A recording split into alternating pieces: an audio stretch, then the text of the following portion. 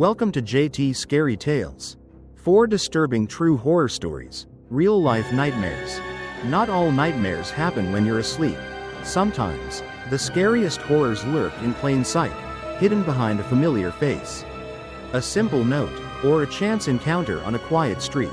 Tonight, we bring you 4 chilling true stories of unsuspecting victims who found themselves trapped in the grip of something terrifying. A dangerous ex-boyfriend, a shadowy figure in the night, a stalker with an unnerving grin, and mysterious letters that hid something far more sinister. Are you ready to step into the darkness? This is a warning, because once you hear these stories, you might never feel safe again. Story 2. The Man in the Night. I was only 7 when it happened. But even now, more than a decade later, I can remember every terrifying second as if it were burned into my memory. At the time, my family had just moved to the US. We were renting the top portion of a suburban house in what was considered a very safe neighborhood. My parents worked late most nights, so my older brother, Daniel, who was 11 at the time, was the one responsible for walking me home after I played at my friend's house. My friends were triplets who lived only 3 houses down, so it was never a long walk. That night started like any other. The sun had just set, casting an eerie, dim glow over the quiet streets. The wind carried the faint scent of someone's barbecue, and in the distance, a dog barked. I said goodbye to my friends and stepped outside, where Daniel was already waiting for me at the sidewalk.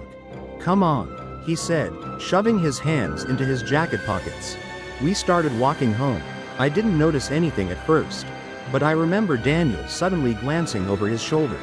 Then he did it again. "What's wrong?" I asked. He didn't answer me right away. His face was unreadable, but I saw his pace quicken. That's when I heard them, the footsteps.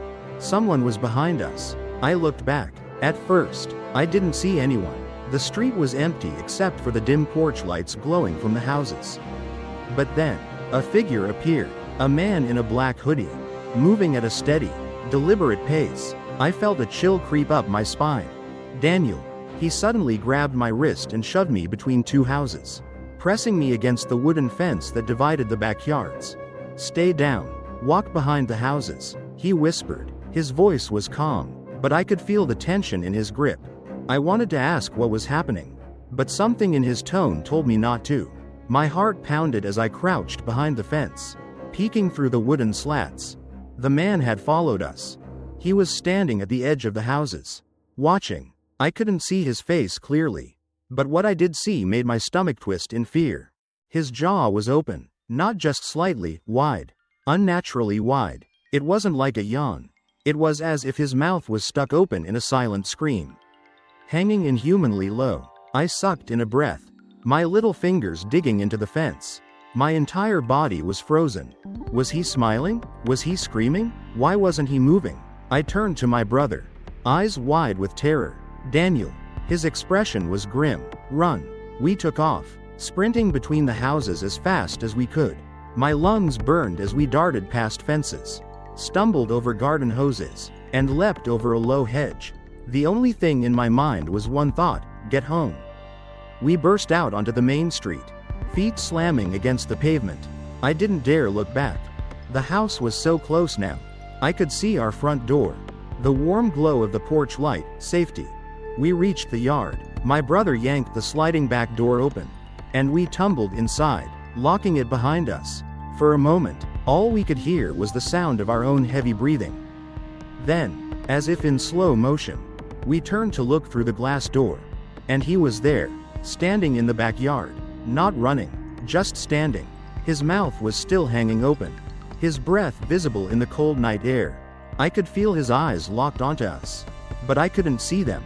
The hood of his sweatshirt cast a deep shadow over his face. Neither of us moved, neither did he. Then, he took a step forward. Daniel grabbed my arm and pulled me away from the door, running up the stairs toward our room. We locked the bedroom door. I curled into a ball on my bed, trembling, my back against the wall. "He can't get in," Daniel said, but I could hear the doubt in his voice. For what felt like hours, we sat in silence, listening, waiting. Then, a soft scraping sound. I held my breath. It was coming from the back door, from the glass. Scratch, Scratch, scratch, like nails dragging across the glass. Slow and deliberate, I squeezed my eyes shut, praying it was the wind, that it was my imagination. Then, 3 soft knocks. Tap, tap, tap. I nearly screamed. We sat there, too scared to move, too scared to breathe.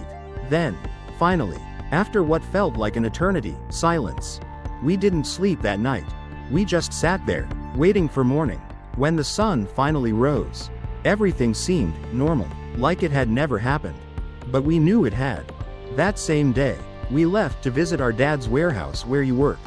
It was one of those places with storage areas in the back and a small office upstairs. When we got there, something was off. There were police cars parked outside. "Stay here," my dad told us before walking toward the officers. Daniel and I watched from a window, curiosity and unease twisting in my stomach.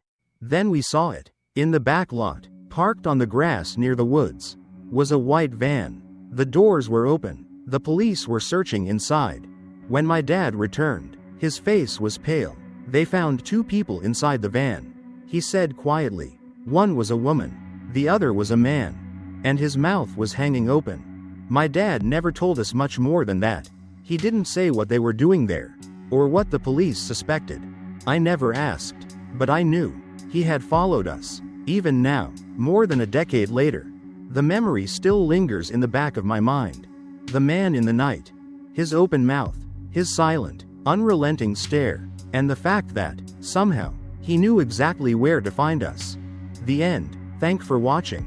Do you love spine-chilling stories and eerie mysteries? You've come to the right place. At JT Scary Tales, we bring you the most terrifying and thrilling scary tales from around the world. From haunted places to unexplained phenomena, our scary tales will keep you on the edge of your seat. Subscribe now and dive into the dark world of scary tales.